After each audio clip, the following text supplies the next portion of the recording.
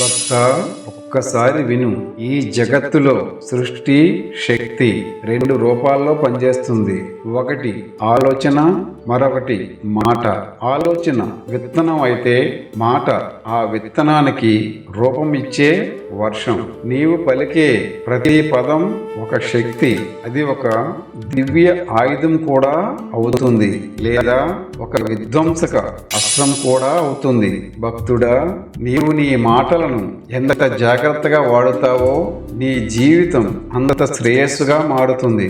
నీవు కోపంతో మాట్లాడినప్పుడు నీవు ఎదుటివారిని గాయపరుస్తున్నానని అనుకుంటావు, కానీ నిజానికి ఆ అగ్ని మొదటిగా నిన్నే కాలుస్తుంది. కోపంలో పలికిన మాటలు నీలోని శాంతిని దహనం చేస్తాయి.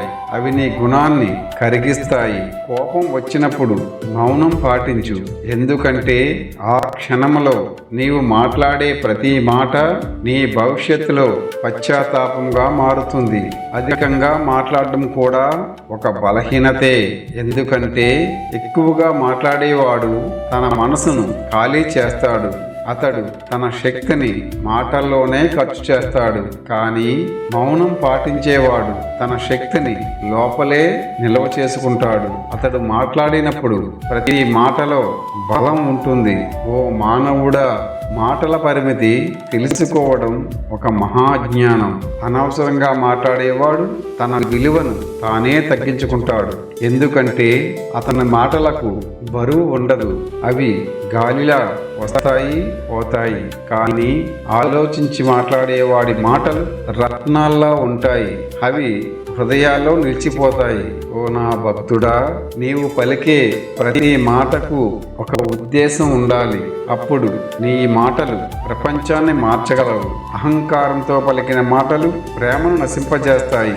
అహంకారం అనేది ఒక అంధకారం. అది నీకు నీ గొప్పతనం చూపిస్తుంది, కానీ నీలోని లోపాలను దాచిపెడుతుంది.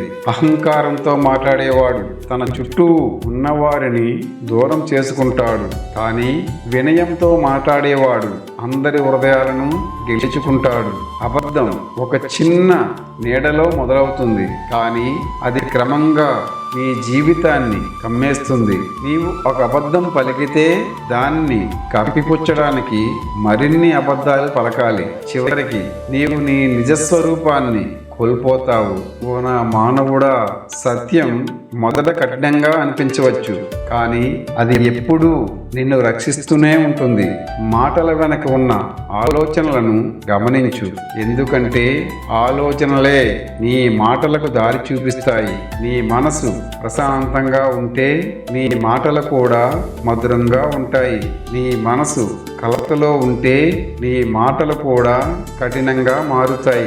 కాబట్టి ముందుగా నీ మనసును నియంత్రించు. ఓ నా మానవుడా, ఒక మహారహస్యం చెబుతాను, విను. మౌనం అనేది ఖాళీ కాదు, అది శక్తి, అది జ్ఞానం, అది స్పష్టత. నీవు మౌనంగా ఉన్నప్పుడు నీవు నీలోని స్వరాన్ని వినగలవు. అక్కడే నిజమైన మార్గం కనిపిస్తుంది. నీవు ఎప్పుడైనా గమనించావా, ఒక మధురమైన మాట ఒక బాధపడుతున్న మనసును ఎలా సాంత్వన పరుస్తుందో, అలాగే ఒక కఠినమైన మాట ఒక సంతోషకరమైన హృదయాన్ని ఎలా పగలగొడుతుందో నీకే తెలుస్తుంది. అందుకే నీ మాటలను జాగ్రత్తగా ఎంచుకో. నీ మాటలు నీ వ్యక్తిత్వానికి ప్రతిబింబం. నీ మాటలు నీ భవిష్యత్తుకు పునాది. కాబట్టి మాటల్ని ఆయుధాలుగా కాదు, ఆశీర్వాదాలుగా మార్చుకో.